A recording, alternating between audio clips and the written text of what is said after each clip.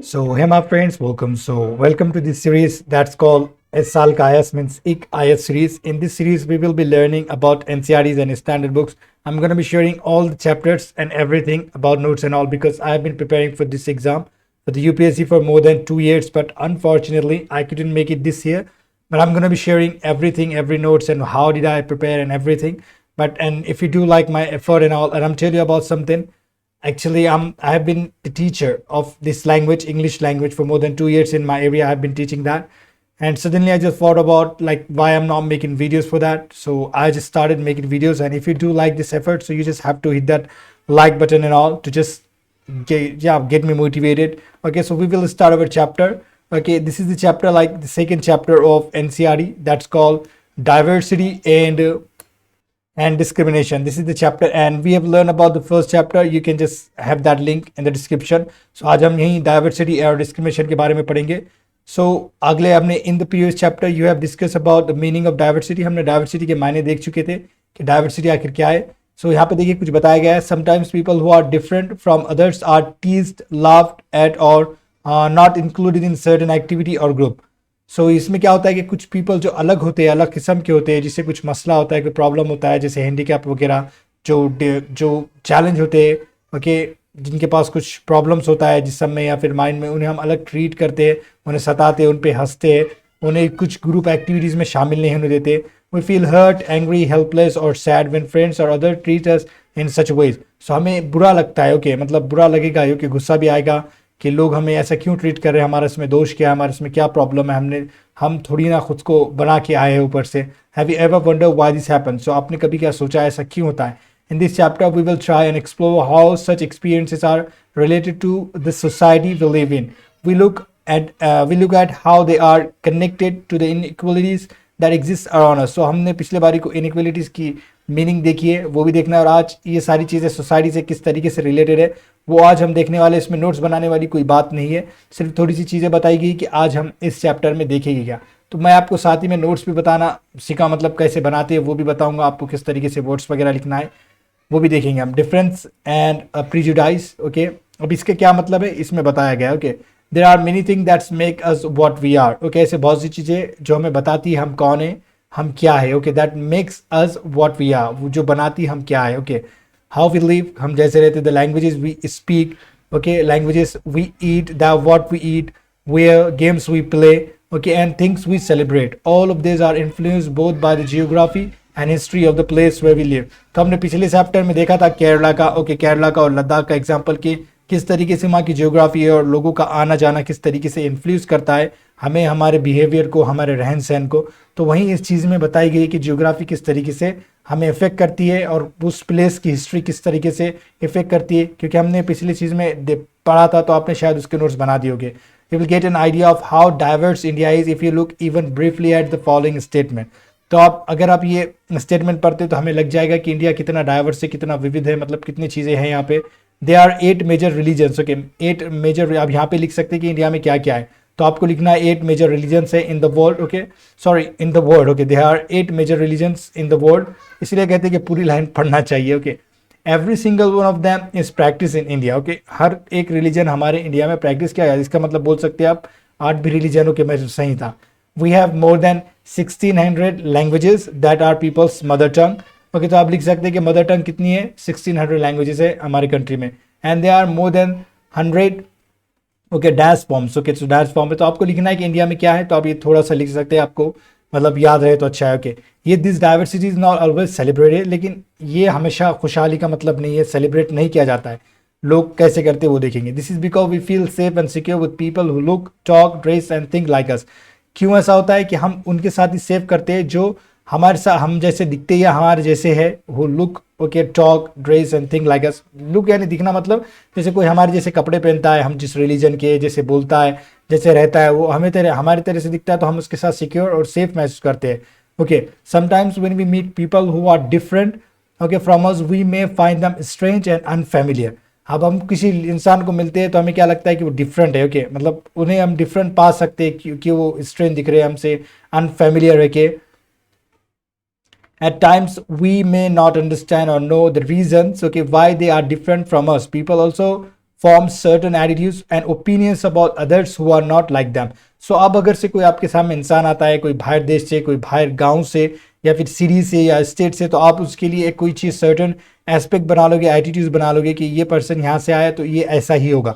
तो ये चैप्टर में बताया गया है, तो इसमें भी कुछ नोट्स लिखने वाली बात नहीं है।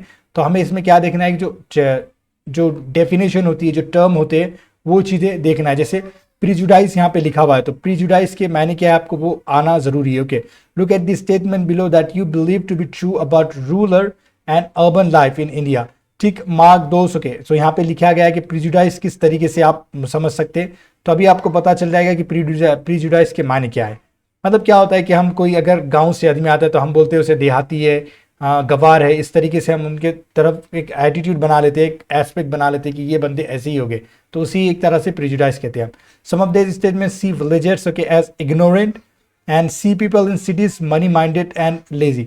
तो हमारी तरफ देखिए यहाँ पे क्या बताने की कोशिश की जा रही है कि हम जब कोई गाँव के आदमी को देखते हैं तो हम उसे इग्नोरेंट समझते हैं, ऐसे ही समझते हैं। और जो सिटी से होता है, शहर से होता है, उसे हम पैसों का मतलब भूखा होता है और लेजी होता है। ओके, मतलब आलसी होता है, इस तरीके से हम उसके बारे में ओपिनियन बना लेते हैं।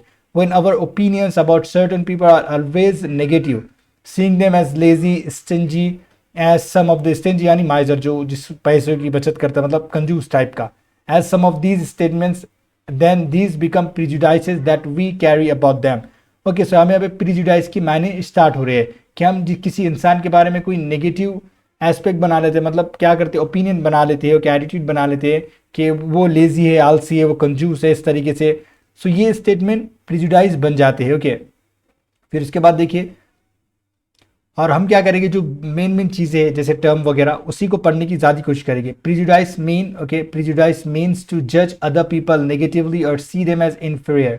तो आप क्या लिख सकते हैं, प्रिजुडाइज के मायने क्या है, to see other people okay negatively और इन्फीरियर। इन्फीरियर यानी नीचे देखना कि तू छोटा है मुझसे, मतलब छोटा यानी किसी भी लिहाज से, ओके, पैसे में हो, रिलीजन में हो, किसी भी लिहाज से इन्फीरियर समझते हैं, उसे नीचा दिखाते हैं, उससे हम इन्फीरियर कहेंगे। और नेगेटिवली आप तो पता है कि बहुत बुरी तरीके से उसे समझते हैं हम। When we think that the only one particular way is the best and right way to do things, we often end up not respecting others. जब हमें ऐसा लगता है कि एक पर्टिकुलर वे ही कोई चीज, कोई काम करने को सही तरीका है, बेस्ट तरीका है, तो हम दूसरों की रिस्पेक्ट नहीं करते। Okay, who may prefer to do things differently. Okay, यहाँ पे रिलीजन की बात कर सकते हैं कि आप भगवान को मानते हैं लेकिन दूसरा इंसान दूसरे भगवान को मानता है, तो वो अलग तरीके से वर्शिप करेगा, उसकी अलग तरीके से पूजा पाठ करेगा, और हम अलग तरीके से, तो हम उसकी इज्जत नहीं करेंगे। For example, if you think English is the best language and other languages are not important, we are judging these other languages negatively. तो अगर हम इंग्लिश की बात ले लें, अगर कोई इंग्लिश बोल रहा है, हम उसे बहुत ही इंपॉर्टेंट समझ रहे, बहुत अच्छा समझ रहे, और दूसरे लैंग्वेज को बकवास लैंग्वेज समझ रहे, फालतू समझ रहे, तो यहाँ पे हम उसे नेगेटिवली जज कर रहे हैं। Okay, as a result we might not respect people who speak languages other than English. तो अब इसका रिजल्ट क्या होगा कि हम जो इंग्लिश नहीं बोलता है उसकी इज्जत बिल्कुल नहीं करेंगे। We can be prejudice. अब प्रिजुडाइज के कितने फॉर्म है वो बताने की कोशिश की, about many thing like people's religious beliefs, okay, the colour of their skin, okay, in the region they come from, the accent they speak and the clothes they wear.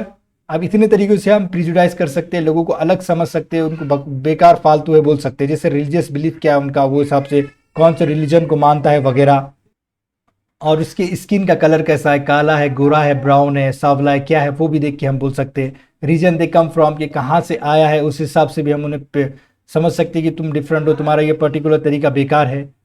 और कौन से कपड़े पहनते हैं वो भी हम देख के प्रिजुडाइज बन सकते हैं उनकी तरह, ओके, उनकी तरफ।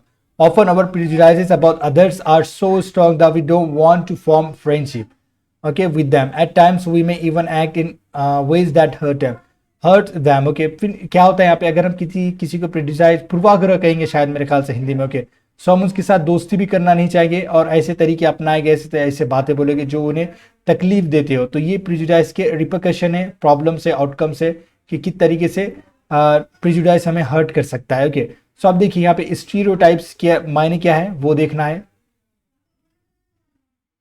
सो यहाँ पे देखिए, all of us are familiar with gender differences. Okay, gender differences आपको पता है कि कोई लड़की है या लड़का है, उसके हिसाब से हम लोगों को डिफरेंशिएट करते हैं। What does it mean to be a boy और girl? Many of you would say we are born as boys and girls. Okay, मतलब इसका मतलब क्या है कि कोई लड़का है या लड़की, तो आप बहुत से कहोगे कि हाँ मैं लड़का पैदा हूँ या लड़की पैदा हूँ। इट इज गिवन, ओके, ऐसा तो है ही। What is there to think about, उसमें सोचने वाली क्या बात है। Let's see if this is the case, okay, so देखते ही क्या सच में भी ऐसा ही है या कुछ और है। तो यहाँ पे कि अगर आप एक्टिविटी करते तो आपको सारी चीजें समझ में आएगी कि इस जो ऊपर का पैराग्राफ है वो बोलना क्या चाहता है। कि अगर आप किसी के बारे में सोचते हो, जैसे 2 सेक्शन दिए हुए according to what you think appropriate section, they are well behaved, okay, they are well behave किसके बारे में जो है, लड़का होता है वेल बिहेव, अच्छे तरीके से रहने वाला है, लड़की होती है। They are soft spoken and gentle, so कौन होता है जो नरमाई से बात करता है, जो रहम दिल होता है, लड़की या लड़का। दे आर फिजिकली स्ट्रॉन्ग, ये कौन होता है, लड़की या लड़का। दे आर नाउटी, जो शरारती होते हैं, वो कौन होते हैं, लड़की या लड़का। They are good at dance and painting, कौन होते हैं, लड़की या लड़का। तो ये सारी चीज़ें दिया लिए। डोंट क्राई, हम किसे कहते हैं कि रोना नहीं, कौन होता है, रॉडी, मतलब जो गुंडा वगैरह टाइप का। जो स्पोर्ट में अच्छा होता है वो कौन होता है, जो कुकिंग में अच्छा है वो कौन होता है, जो इमोशनल होता है, जज्बाती होता है, वो कौन होता है। तो आप ये सारी चीज़ें देख सकते हैं और इसे इस मैनर में अरेंज कर सकते हैं, ओके। तो यहाँ पे ये बताने की कोशिश की कि कौन सी क्वालिटी हमने ऐसा स्टीरियोटाइप बना लिया माइंड कि ये क्वालिटी सिर्फ इसी के अंदर है, मतलब लड़की में है या लड़का में, ऐसे ही बताते हैं हम। If we talk this statement, they don't cry, okay, you will see that this is a quality that is generally associated with boys, मतलब एंड मैन। यानी क्या होता है कि हम जब बचपन में छोटे होते हैं तो हमें कुछ होता है तो हम क्या कहते हैं कि तुम मर्द है रोना नहीं, ओके, या लड़का है आदमी है रोना नहीं। तो ये क्वालिटी हमारे साथ एसोसिएट हो जाती है, जुड़ जाती है। एज बेबीज और children, when boys fall and hurt themselves, their parents and other family members often console them by saying don't cry. तो जब हम गिर जाते हैं, ओके, हमें जब चोट लगती है तो हमें तसल्ली क्या दी जाती है कि रोना नहीं, ओके, क्योंकि तुम मर्द हो, बॉय हो, okay, because you are boy, तुम एक लड़के हो। Boys are brave, they don't cry, और लड़के बहादुर होते हैं, रोते नहीं। As children grow up, they start believing that boys do not cry, so that even if a boy feels like crying, he stops himself from doing so. और जैसे ही हम बड़े होते तो लड़कों को क्या लगने लगता है कि हाँ ये सही बात है, अगर उन्हें रोना भी मन कर रहा है तो वो अपने आप को रोक लेते हैं ऐसा करने से, क्योंकि उन्हें ऐसा ही सिखाया गया है। He also believe that crying is a sign of weaknesses, और उन्हें ऐसा लगने लगता है हमें कि ये रोना जो है कमजोरी की अलामत है, निशानी है। So even though both boys and girls sometimes want to cry, especially if they are angry or in pain, वैसे भी हम लड़की या लड़का रोना तो चाहते हैं, लेकिन जब वो पेन में हो, जब गुस्सा हो खास करके, लेकिन क्या हो जाता है वो रो नहीं पाते। क्यों नहीं रो पाते, क्योंकि ओके, पहले इलिस्ट्रेशन देख लेते हो कि आप ये देख सकते हैं, पीपल से all sorts of things like that, ये आप पढ़ते रहिए, ओके। फिर देखिए, as they grow older boys learn और teach themselves not to cry. So यहाँ पे क्या होता है, जब बच्चे मतलब हम जब लड़के बड़े हो जाते हैं तो हम अपने आप को ना रुलाए ऐसा सीख लेते हैं, okay. If a grown boy cries, then he feels that others will either tease him or laugh at him. अगर कोई बड़ा लड़का जो बच्चा है, जैसे कॉलेज का बॉय समझ लीजिए, तो वो क्या है, अगर से वो रोता है तो उसे लगता है कि उसके या तो कोई उसके आसपास उसे सताएगा या फिर बोलेगा कि हंसेगा, समझिए, ऐसा समझ लीजिए कि तू लड़की है, तू लड़की की टाइप, तू लड़की की तरह रो रहा है, ऐसा। So he stops himself from doing so in front of others. So ऐसा करने से अपने आप को रोक लेता है लोगों के आगे। This is the way boys are and this is how girls are, okay. So यही इसी तरीके से लड़के ऐसे होते हैं और लड़कियां ऐसे होते हैं। These are statement we hear constantly and accept without even thinking, and we start believing that each one of us must behave accordingly. और यही तरीका है जिससे हम एक्सेप्ट कर लेते, सोचते भी नहीं और भरोसा करने लगते बिना सोचे समझो कि जैसा हमें कहा गया वैसे ही हम बिहेव करने लगते हैं। We fit all boys and girls into an image that the society creates around us. तो हम लड़के और लड़की को एक ऐसे फ्रेम में फिट कर देते हैं जो हमारे लिए सोसाइटी ने बनाई है। You can take other statements such as they are soft and gentle or they are well behaved. तो ये स्टेटमेंट है कि देख सकते हैं कि वो नरम दिल है और क्या बोलते हैं नरम है, और जैसे रहम दिल है, अच्छे से बिहेव करता है। ये आप स्टेटमेंट ले सकते हैं और आपको क्या समझ में आएगा। And discuss how this are applied to girls only, okay, means girls पे ही कैसे होता है। Do girls possess these qualities at birth or do they learn such behavior from them? क्या लड़कियों में पैदा होने से जब से ये क्वालिटीज होती है या वो सीखती है? What do you think about girls who are not soft and gentle and those who are naughty? तो आप ऐसे लड़की के बारे में क्या कहेंगे जो सॉफ्ट बिल्कुल नहीं है, नरम दिल बिल्कुल नहीं है, और जो क्या कहते हैं शरारती भी है। When we fix people into one image, we create stereotype. अब stereotype की स्पेलिंग यहाँ दी गई है कि stereotype की फीलिंग क्या है कि हम जब एक इमेज को किसी के बारे में क्रिएट कर लेते हैं कि ये बंदा ऐसा ही है, तो उसे स्टीरियोटाइप कहते हैं। और आप ऊपर एक दो एग्जांपल ले सकते हैं कि गर्ल्स की तरह किस जेंटल होती है, सॉफ्ट होती है, उस तरीके से आप नोट्स बना सकते हैं, ओके। हमने प्रिजुडाइज वर्ड देखा और स्टीरियोटाइप देखा, तो आप ये दो ही लफ्ज लिखे, बाकी कुछ लिखने की जरूरत है नहीं। when people say that those who belong to a particular country, religion, sex, race, economic background or are stingy, lazy, criminal or dumb, they are using stereotypes. जब हम किसी इंसान को बोलते हैं कि तू इस कंट्री का है तो तू ऐसा ही होगा, रिलीजन का है तो तू ऐसा ही होगा, कोई लड़की है लड़का है तो ऐसा ही होगा, किसी रेस का है तो तू ऐसा ही होगा, मतलब होता है। और कोई कंजूस है, कोई आलसी है, कोई क्रिमिनल है, मुजरिम है, कोई डम है, मतलब दिमागी तौर पे कमज़ोर है, इस तरीके से तो हम वहाँ पे स्टीरियोटाइप्स बनते हैं। They are stingy and generous people everywhere. There are stingy and generous people everywhere, in every country, in every religion, in every group, whether rich or poor, male or female. हर जगह पे आपको कंजूस भी मिलेंगे, रहमदिल भी मिलेंगे, ओके। और आपको मतलब हर रिलीजन में भी ये चीज़ें मिलेगी, हर कंट्री में भी मिलेगी, अमीर गरीब में और मर्द औरतों में, सब में ये चीज़ें मिलेगी आपको। And just because of some people are like that, it is not fair to think that everyone will be the same. अब कोई एक इंसान उस कंट्री में या रिलीजन में वैसा है तो सभी वैसे नहीं होगी, ये बताने की कोशिश की गई इसमें, ओके। सो स्टीरियोटाइप्स स्टॉप्स, अब क्या यहाँ पे स्टीरियोटाइप की क्या रिपरकशन है, क्या प्रॉब्लम्स ड्रॉबैक्स है, मतलब क्या होता है इससे नुकसान, वो बताने की कोशिश की गई। Stereotypes stop us from looking at each person as a unique individual, okay, with his or her own special qualities. Okay अब यहाँ पे क्या हो रहा है, अगर आप स्टीरियोटाइप है तो जो भी इंसान के अंदर कोई यूनिक इंडिविजुअल आपके सामने आता है, उसके अंदर कोई स्पेशल क्वालिटीज होती है, तो आप उसको इग्नोर करोगे, ओके। आप समझो कि वो वहां से आया तो बस वैसे ही इंसान है, ओके। उसके बाद देखिए उसकी स्किल्स को भी आप इग्नोर करोगे, okay, that are different from others, और वो दूसरे से अलग है। मतलब अगर आपके अंदर कोई क्वालिटी है, अगर आप कहीं जाते हैं और वो क्वालिटी वो चेक ही नहीं करता है, क्योंकि आप वो उस रीजन से आए जहाँ वो समझता है कि वो रीजन में ऐसे ही लोग मिलते हैं जहाँ पे पढ़े लिखे नहीं होते, जो गवार होते हैं, जिनके अंदर कोई स्किल्स नहीं होती, जिससे कोई डिजिटल नॉलेज नहीं होता है, तो आपके अंदर वो है भी स्किल्स, तो आपको वहाँ पे इग्नोर किया जाएगा। दे fit large numbers of people into only one pattern और टाइप, स्टीरियोटाइप्स अफेक्ट, ओके, मतलब वो एक पैटर्न में सबको बांध देते हैं कि ये बंदा ऐसा ही एक ही टाइप का है। Stereotypes affect all of us as they prevent us from doing certain things that we might otherwise be good at. So stereotype से क्या होता है कि हमें प्रिवेंट करता है कुछ करने से, कुछ मतलब जो आपके अंदर स्किल्स है, अच्छा भी है तो नहीं कर सकते आप, वो चाहे आप उसमें गुड भी हो, अच्छे भी हो, ओके। तो ये स्टीरियोटाइप की प्रॉब्लम्स है, क्योंकि हमें नहीं होना चाहिए वैसा, ओके। किसी भी कंट्री नेशन के लिए भी प्रॉब्लम होता है। अब यहाँ पे देखेंगे हम इनइक्वालिटी और डिस्क्रिमिनेशन क्या है। Discrimination happens when people act on their prejudices और स्टीरियोटाइप। अब देखिए कितनी अच्छी सी डेफिनेशन दी है कि डिस्क्रिमिनेशन कब होगा, जब पीपल क्या करते हैं, किसी को प्रिजुडाइज करते हैं या फिर स्टीरियोटाइप बनते हैं। अब प्रिजुडाइज के माने क्या है आपको पता होगा, याद कर लिए तो आपको ये डेफिनेशन आसानी से समझ में आएगी, और स्टीरियोटाइप क्या है ये भी याद हो गया तो आपको आसानी से समझ में आएगी, ओके। तो ये दो चीज़ें इस तरीके से आप नोट्स बना सकते हैं, खाली चार चीज़ों के इनइक्वलिटी, डिस्क्रिमिनेशन और प्रेजुडाइस और स्टीरियोटाइप, यही सारी चीज़ें हम इसके एतराफ़ी चीज़ें घूम रही है अभी, ओके। सो देखिए, if you do something to put other people down, okay, if you stop them from talking, taking part in certain activities and taking up jobs, or stop them from living in certain neighborhoods, prevent them from taking water from the same well or hand pump, or not allow them to drink tea in the same cups or glasses as others, you are discriminating against them. So यहाँ पे क्या है कि discrimination के मायने क्या है कि आप किसी चीज़ को अलाउ नहीं करते कोई काम करने के लिए, जहाँ पे आप काम करते हो वो चीज़ उसे इस्तेमाल नहीं करने देते जहाँ पे आप वो चीज़ इस्तेमाल कर रहे हो।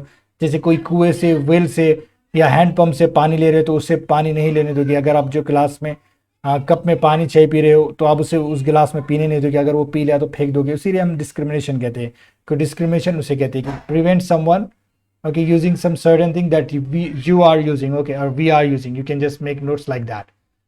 Discrimination can take place because of several reasons, okay. आप डिस्क्रिमिनेशन के रीजन्स लिखना है आपको, सेवरल रीजन के डिस्क्रिमिनेशन होता कैसे है।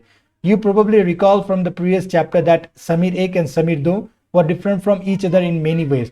सो हमने जो पॉलिटिकल साइंस का मतलब जो पिछला चैप्टर था, समीर 1 2 जो इस पे मिले थे कॉर्नर पे, सिग्नल पे, तो वहाँ पे समीर 1 पढ़ा लिखा था, समीर 2 जो पेपर बेच रहा था उसके ऊपर का एग्जाम्पल है, okay. For example, they belong to different religion, okay. This is an aspect of diversity, जो रिलीजन है वो डाइवर्सिटी का एस्पेक्ट है, okay. However this diversity can also be a source of discrimination. So जो diversity है वो discrimination का source हो सकता है। Groups of people who may speak a certain language, follow a particular religion, live in specific regions, etc., may be discriminated against as their customs practices may be seen as inferior. तो आप कोई ऐसी जगह पे कोई language बोली जा रही है, कोई पर्टिकुलर रिलीजन है या फिर कोई रीजन से आता है, तो लोग उसे डिस्क्रिमिनेट कर सकते हैं क्योंकि वो उनका कस्टम्स अलग है, वो अलग रिलीजन फॉलो करते हैं, उनकी प्रैक्टिसेस अलग है। तो ये सारी चीज़ों से भी डिस्क्रिमिनेशन हो सकता है, ऐसा बोलने का मकसद मतलब है यहाँ पे। Another difference between the two summits was in, okay, पहला क्या था कि रिलीजन था, रिलीजन से क्या होता है, डिस्क्रिमिनेशन हो सकता है। तो डिस्क्रिमिनेशन किस तरीके से हो सकता है, किसी के लैंग्वेज के ऊपर, किसी के रिलीजन के ऊपर, जहाँ वो रीजन में रहते हैं, ओके, पीपल उससे डिस्क्रिमिनेट कर सकते हैं। तो ये आपके नोट्स बन गए। Another difference between the two summits was in their economic background. और दूसरा क्या है, पहला तो रिलीजन पे हम डिस्क्रिमिनेशन कर सकते हैं, दूसरा इकोनॉमिक बैकग्राउंड पे भी। Okay, Samir Do was poor, okay, जो पेपर बेच रहा था बच्चा, पहले चैप्टर में हमने देखा। This difference as you have read earlier is not a form of diversity but inequality. अब ये डाइवर्सिटी का पार्ट नहीं है लेकिन इनइक्वलिटी का पार्ट है, एक दोनों इक्वल नहीं है economically. Okay, people who are poor do not have the resources, okay, do not have the resources or the money to meet their basic needs of food, clothing and shelter. So उस तरीके से आप इसके inequality की definition लिख सकते हैं कि क्या है, यहाँ पे दिया हुआ है। ओके, resources और resources, money to meet their basic needs and all, उस तरीके से आप बोल सकते हैं कि है। They experience discrimination in offices, in hospitals, schools where they are treated badly because they are poor. तो इन्हें क्या डिस्क्रिमिनेशन का सामना करना पड़ता है ऑफिसेज में, हॉस्पिटल्स में, स्कूल्स में, और वहाँ पे उन्हें बहुत बुरी तरीके से ट्रीट किया जाता है। यहाँ पे ये बोलने की बात करी जा रही है। ओके, तो ये ब्रैकेट में जो बॉक्स में लिखा हुआ है थोड़ा सा वो भी पढ़ लेते हैं कि आखिर यहाँ पे क्या लिखा गया है, थोड़ा सा ऊपर कर लेता हूँ मैं। Okay, Dalit is a term, okay, आपको यहाँ पे दलित टर्म के बारे में पता लगना है तो आप नोट्स में लिख सकते हो कि Dalit is a term that people belonging to so called lower caste use to address themselves. Okay, so ये ऐसा टर्म है जहाँ पे आपको लोअर कास्ट पीपल के लिए एड्रेस, मतलब उन्हें संदर्भित किया जाता था कि तुम ऐसे हो। They prefer his word to untouchable, okay, they prefer this word to untouchable, okay, untouchable के लिए इस्तेमाल हो रहा है। Okay, Dalit means those who have been broken. Dalit किसे कहते हैं, जो टूटा हुआ है, जिसे तोड़ा गया है, इस तरीके से यहाँ पे इंग्लिश में आपको मायने मिल सकते हैं। This word according to Dalit shows how social prejudices discrimination have broken the Dalit people. मतलब वो क्यों टूटे हुए थे, लोग उनके तरफ से प्रेजुडाइज करते थे, उन्हें डिस्क्रिमिनेट करते थे, इस वजह से वो टूट गए थे। The government refers to this group of people as scheduled caste. Okay, scheduled caste जिसे हम कहेंगे, जिसे हम SC कहते हैं, लोग गवर्नमेंट ने SC कहना पसंद करती है, scheduled caste कहती है। Okay. Okay, now some people may experience both kinds of discrimination. Okay, they are poor and two groups. So they are poor and they belong to groups whose culture is not valued. अब लोग दो भी तरह के discrimination हो सकते हैं, जिन्हें पे इनइक्वलिटी भी हो सकता है, जो पुअर हो सकते हैं वो, और ऐसे कल्चर से बिलोंग कर सकते हैं जिसकी वैल्यू अहमियत नहीं की जाती हो। Tribals, some religious groups and even particular regions are discriminated against for one or more of this reasons. जैसे ट्राइबल ग्रुप की बात कर सकते हैं, कोई रीजन से कोई है तो उस पर भी हमने पहले ही पढ़ चुके। Okay, in the following section we will look at how a famous Indian was discriminated against. Okay, मतलब किस तरीके से एक फेमस इंडियन को आपके अंदाजा लगा सकते हैं किसकी बात होने वाली है, डिस्क्रिमिनेट किया गया था। Okay, this will help us understand the ways in which caste was used to discriminate against large number of people. हम यहाँ पे रिलीजन कास्ट को ही किस तरीके से बेस बनाया गया था एक फेमस पर्सनालिटी को डिस्क्रिमिनेशन करने के लिए, अगर आपने समझ गए होगे। ओके, अब देखिए यहाँ पे एक सवाल दिया है कि what is the difference between discrimination and stereotypes. आपको लिखना है, कमेंट में बताना है। ओके, और वैसे हम वर्कशॉप देखने वाले, मतलब जो भी किताब के क्वेश्चन है हम उसे अलग से डील करेंगे। Okay, how do you think a person who is discriminated against might feel. Okay, तो आपको क्या लगता है कि किसी डिस्क्रिमिनेशन किया जा रहा है, डिस्क्रिमिनेट किया जा रहा है, तो उसे कैसे फील होता होगा। ओके, तो हम यहाँ पे बिग पर्सनालिटी की बात कर रहे हैं, हम doctor BR Bhimrao Ambedkar. Okay, one of the greatest leaders of India shares his first experience. Okay, सब में ग्रेट लीडर्स में से एक है, and shares his experience, first experience of caste based discrimination. Okay, so इन्होंने क्या किया था कि उनका जो कास्ट बेस्ड डिस्क्रिमिनेशन हुआ था उनके साथ, वो एक स्टोरी उन्होंने एक्सपीरियंस उनका शेयर किया है। तो देखते हैं किस तरीके से, किस अंदाज में उन्होंने शेयर किया था, और आपको क्या लगता है मुझे कमेंट में ज़रूर बताएं। Okay, which took place in 1901। Okay, 1901 means 1901, when he was just 9 years old, he had gone with his brother and cousins to meet his father in Koregaon. तो क्या हो रहा है, 1901 की मतलब 1901 की स्टोरी है, जब वो 9 साल के थे सिर्फ, उन्होंने अपने ब्रदर्स और कजिन के साथ कहाँ गए थे, फादर को मिलने कोरेगांव में, which is now in Maharashtra, जो हमारे महाराष्ट्र में है अभी। Long did we wait, okay, but no one turn up. बहुत देर तक उन्होंने रोके लेकिन वो कोई भी आया नहीं।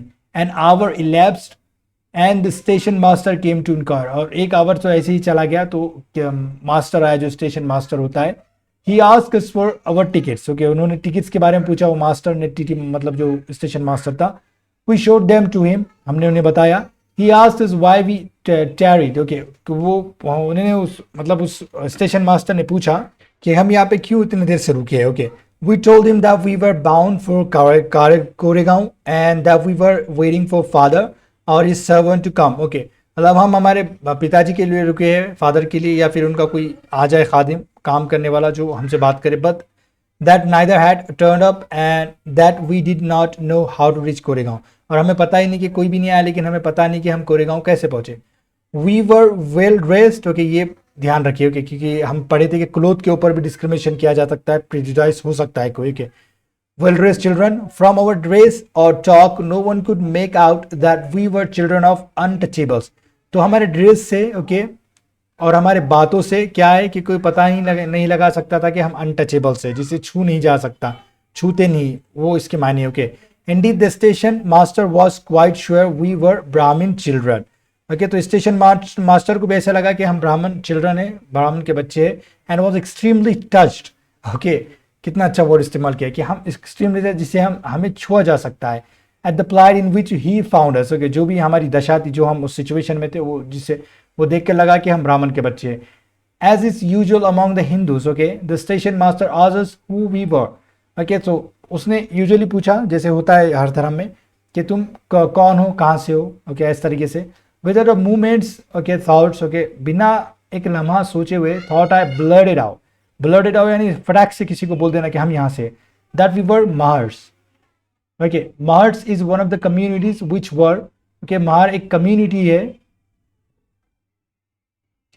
Treated as untouchables in Bombay presidency. तो एक ऐसी कम्युनिटी थी जिसे अछूत माना जाता था, जिसे टच नहीं किया जा सकता, ऐसी कम्युनिटी थी बॉम्बे में. ओके, महार. तो आप ये याद रखिए कि बी आर अम्बेडकर वहां से थे.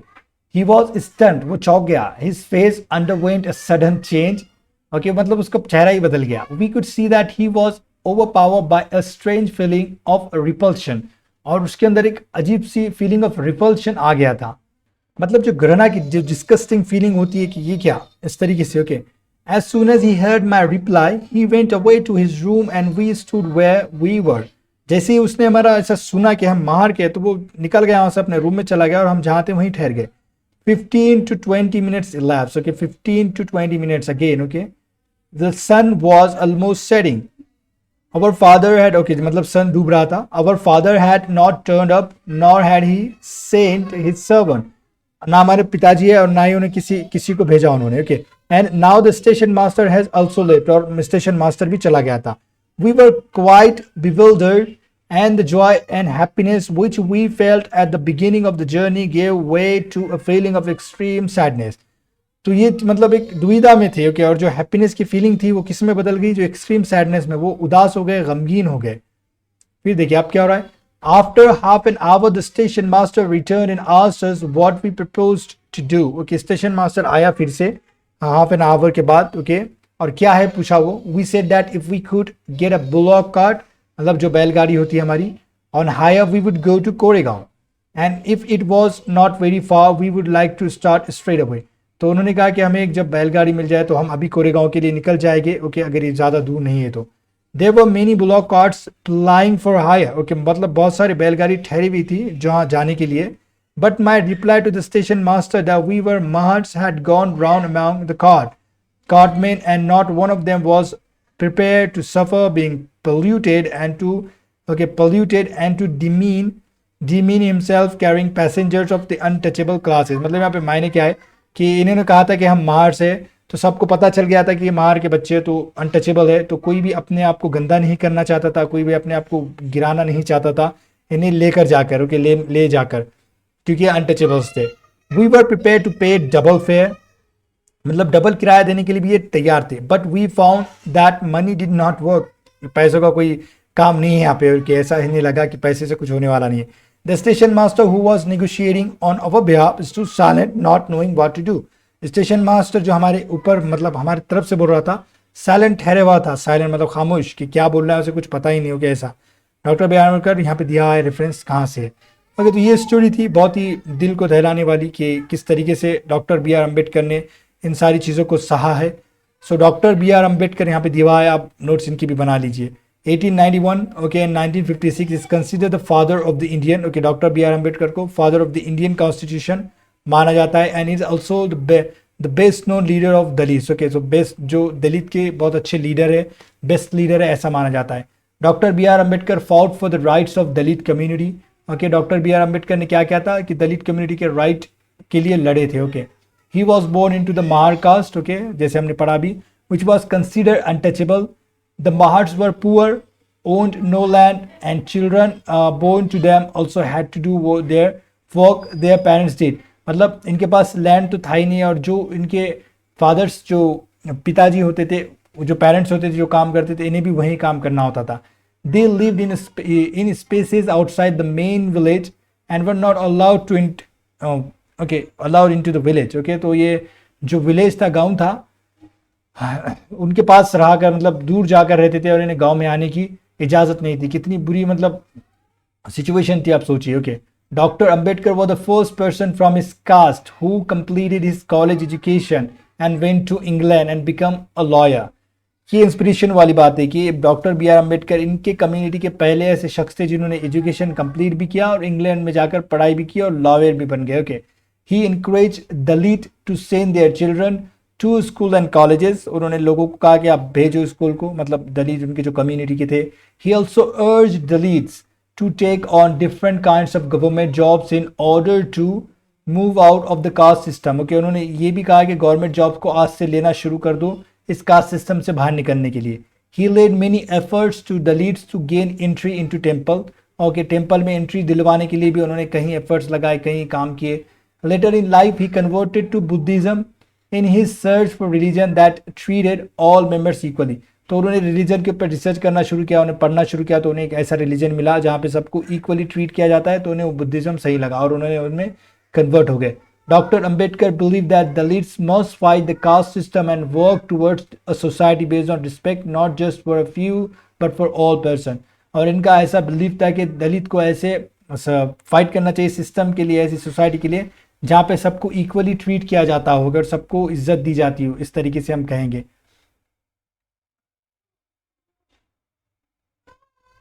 तो यहाँ पे आपको क्वेश्चन देखना है कि और किस तरीके से हमने ऊपर पढ़ा था अभी, उसके ऊपर क्वेश्चन आपको देना है और ये भी आप पढ़ सकते हैं अलग से कि ये थोड़ा आपके दिमाग को जो सोचने की शक्ति हमारी बढ़ाएगा।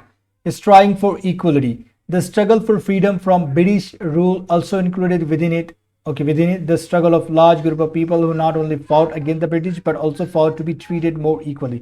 तो इसी तरीके का जैसे अभी हमने ऊपर की स्टोरी देखे, वही हमारी ब्रिटिश के अगेंस्ट जो लड़ाई थी इक्वलिटी के लिए ही थी। Okay, Dalits, women, tribals and peasants fought against the inequalities they experience in their life. Okay, तो दलित भी लड़े, औरतें भी, ट्राइबल्स भी थे, पीजेंट भी थे, किसान वगैरह, उन्होंने अपनी इनइक्वलिटीज के लिए लड़ाई की। As pointed out earlier, many Dalits organized themselves to gain entry into temples. Women demanded that they should have as much as right. Okay, मतलब जैसे अभी बताया गया कि दलित ने ऐसी टेम्पल्स एंट्री में के टेम्पल्स में एंट्री के लिए कहीं लड़ाई मतलब डिमांड की, ओके ऑर्गेनाइज किए कहीं कम्युनिटीज़ वगैरह जिसे हम कहेंगे, और वुमेन ने भी डिमांड किया कि उन्हें भी वैसे ही राइट मिलना चाहिए। देखते हैं कैसे राइट, हम नीचे देख लेते हैं। ओके, एजुकेशन एज मैंडेट, मतलब उन्हें वैसी ही राइट मिले, वैसी एजुकेशन मिले जैसे हम आदमियों को मिलते हैं, मैन को मिलते हैं। Peasants and tribals fought to release themselves from the grasp of the money lender and high interest they were charge. Okay, अब यहाँ पे कौन किसके लिए लड़ा वो आपको यहाँ पे बनाना है। वुमेन किसके लिए लड़ी, दलित कम्युनिटी किसके लिए लड़े, पीजेंट किसके लिए लड़े। ओके, तो पीजेंट्स किसके लिए लड़े, जो मनी लेंडर का उनके ऊपर हाथ था कि मतलब आपको यही काम करना है, यही ये होना है, और हाई इंटरेस्ट जो थे उन पर चार्ज किया जाता था, पीजेंट ने उनके लिए लड़े। When India became a nation in 1947, our leaders too were concerned about the different kinds of inequalities and existed। जब हमारा इंडिया आज़ाद हुआ तो जो हमारे जो ये थे कॉन्स्टिट्यूशन फ्रेमर्स, उन्होंने भी मेकर्स, उन्होंने भी ये सारी चीज़ों को देखा, इनइक्वलिटीज़ को जो एग्जिस्टेड थी वहाँ पे थी, वजूद में थी, किस तरीके से लोग पीपल ट्रीट किए जाते थे। Those who wrote the Constitution of India, a document laid out the rules by which the nation would function, were aware of the ways in which discrimination had been practiced in our society and how people had struggled against this. So ये सारे बनाने वाले, constitution के बनाने वाले इससे बखूबी क्या थे, अवेयर थे कि डिस्क्रिमिनेशन किस तरीके से सोसाइटी में था और किस तरीके से लोगों ने इसके लिए स्ट्रगल किया, इसके लिए इससे ओवरकम होने के लिए. Many leaders of these struggles as Dr. Ambedkar had also fought for the rights of Dalits. Okay, मतलब हमने अभी स्टोरी पढ़ी है इनकी.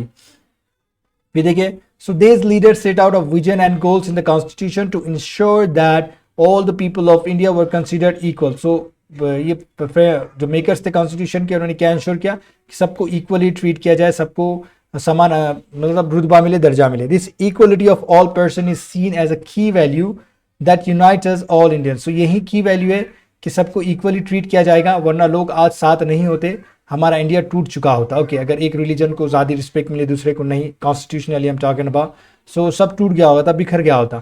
Everyone has equal rights and opportunities. Okay, मतलब सबको इक्वल्स राइट भी मिलेंगे, सबके हक हो गए, और अपॉर्चुनिटीज़ भी मिलेगी, सबको जॉब भी मिलेगी, सब होगा. Untouchability is seen as crime now. Okay, and has been legally abolished by law. अब कोई अनटचेबिलिटी को प्रैक्टिस करता है तो वो एक जुर्म होगा और इससे लॉ के द्वारा ख़त्म कर दिया गया है. People are free to choose the kind of work they wish to do. Okay, मतलब लोग अपने हिसाब से काम कर सकते हैं, जो चाहे चुने. गवर्नमेंट जो ऑफकोर्स सोसाइटी को हार्म ना करता हो. Government jobs are open to all people. Okay, government job अब सबके लिए ऑल मतलब ओपन हो गए, जैसे अपॉर्चुनिटीज की बात की गई.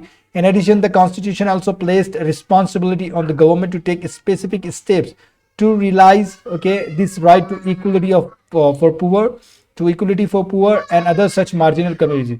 और यहाँ पे ये भी मेजर्स लिए गए, DPSP जिसे कहेंगे हम, डायरेक्ट प्रिंसिपल स्टेट पॉलिसी, के जो गवर्नमेंट है उन्हें भी अच्छे से स्टेप लेना होगा. अब बच्चे बाहर खेल रहे होंगे मेरे ख्याल से, इसलिए आपको आवाज़ आ रहा होगा. तो वो DPSP की बात की गई कि कॉन्स्टिट्यूशन में गवर्नमेंट को भी कुछ हक दिए गए कि आप जाके जो कम्युनिटी, मार्जिनल कम्युनिटी है, जो पीछे पिछड़े हुए हैं, आप उसकी मदद करें और उन्हें आगे लाने की कोशिश करें. Okay, so the writers of the constitution also, हम यहाँ पे क्या पढ़ रहे हैं, जो कॉन्स्टिट्यूशन के मेकर्स थे, उन्होंने क्यों सोचा और किस तरीके से इक्वलिटी को दर्जा दिया, इक्वल अपॉर्चुनिटी को दर्जा दिया. ओके, उसकी वैल्यू की क्यों कॉन्स्टिट्यूशन मिलेगा, हम उसके जो रीजन से, फैक्टर से वो देख रहे हैं. Okay, of the constitution also said the respect. Okay, the writers of the constitution also said that respect for diversity was a significant element in ensuring the equality. So diversity को भी respect करना होगा. लोग कहीं religion को मानते हैं, कहीं कुछ करते हैं, कहीं बैकग्राउंड से आते हैं, तो उन्हें भी हमें रिस्पेक्ट करना होगा, नहीं तो लोग साथ नहीं देंगे एक दूसरे का. Okay, they felt that people must have the freedom to follow their religion. Okay, speak their languages, celebrate their festivals and express themselves freely. अब जो भी हमने चीज़ें ऊपर पढ़ी ना, उसके अगेंस्ट ये सारी चीज़ें बन रही है. अगेंस्ट यानी उनके फेवर में कि सबको रिलीजन मानने का अधिकार हो, सब अपने अपने हिसाब से लैंग्वेजेस इस्तेमाल करें, सबको अपना फेस्टिवल्स वगैरह और एक्सप्रेस करने का फ्रीली ओके फ्रीडम हो. इस तरीके से said that no one religion, okay, language, religion और festival should become compulsory for all to follow. अब कोई भी एक लैंग्वेज किसी पर थोप नहीं सकते, कोई भी एक रिलीजन किसी पर थोप नहीं सकते, कोई भी एक फेस्टिवल किसी को थोप नहीं सकते. मतलब आपका स्टेट का कोई रिलीजन नहीं होगा, ये बोलने की बात है यहाँ पे. कंपलसरी नहीं होगा सबके लिए. They said that the government must treat all religions equally. Okay, तो हमारा देश का कोई रिलीजन नहीं है, ये बात हो रही है यहाँ पे. Therefore, India became a secular, जिसे हम secular कहते हैं, country where people of different religions and faiths have the freedom to practice and follow their religion without any fear of discrimination. तो आप किसी भी किस्म के रिलीजन को फॉलो कर सकते हैं, कहीं भी फेथ रख सकते हैं, कोई भी चीज़ प्रैक्टिस कर सकते हैं, कोई भी रिलीजन. ओके, इसका आपको पूरा फ्रीडम है और आपको डिस्क्रिमिनेट होने की कोई चिंता भी नहीं, आपको डरने की जरूरत भी नहीं है. This is seen as an important element of our unity that we all live together and respect one another. तो यही है, अगर ये सारी चीज़ें नहीं होती कि अगर कोई एक रिलीजन को बढ़ावा मिल जाए तो लोग आज यूनिटी से नहीं रहते, एकता से नहीं रहते. हम कहते कि उस रिलीजन को इतनी भाव दिया जा रहा है, वैल्यू दिया जा रहा है और हमारे रिलीजन को नहीं, तो इस तरीके से हम टूट जाते थे. Though these ideals are enshrined in our constitution, this chapter points out that inequalities exist even today. इतना होने के बाद भी आज भी inequalities है. आप भी किससे पढ़ते, न्यूज़ पढ़ते, न्यूज़पेपर में कि equality is a value that we have to keep striving. अब इक्वलिटी क्या है, एक तरह की वैल्यू है that we have to keep striving for and not something which will happen automatically. तो हमें इसके लिए जद्दोजहद करनी होगी, कोशिश करने की, एफर्ट लगाना होगा इस इक्वलिटी को लाने के लिए. कोई एक ऐसी चीज़ नहीं जो ऑटोमेटिकली ऊपर उभर जाए और लोगों में आ जाए. People's struggles and positive actions by the government are necessary. people's struggles and positive actions by the government. So people का भी योगदान हो और गवर्नमेंट का भी योगदान हो. are necessary to make this reality for okay make this a reality for all Indians। तो अब यहाँ पे गवर्नमेंट और और पीपल को भी साथ आना होगा इसे रियलिटी बनाने के लिए, ये इस पैराग्राफ में कहा जा रहा है। तो मुझे बताया कि आप किस तरीके से सारी चीज़ें पढ़े हैं। तो the first page of the Indian constitution that clearly state that all the Indians are entitled to equality of status and opportunity, यहाँ पे दिया गया है। ओके मैं द फॉलोइंग हमारा यहाँ पे चैप्टर खत्म हो चुका है। आप अगर अभी तक बने हुए तो इस वीडियो को लाइक किए बिना बिल्कुल ना जाए, और अगर शेयर करते हैं तो शेयर भी करें और सब्सक्राइब भी इस चैनल को कर सकते हैं तीसरा चैप्टर देखने के लिए। और वीडियो देखने के लिए आपका बहुत बहुत शुक्रिया।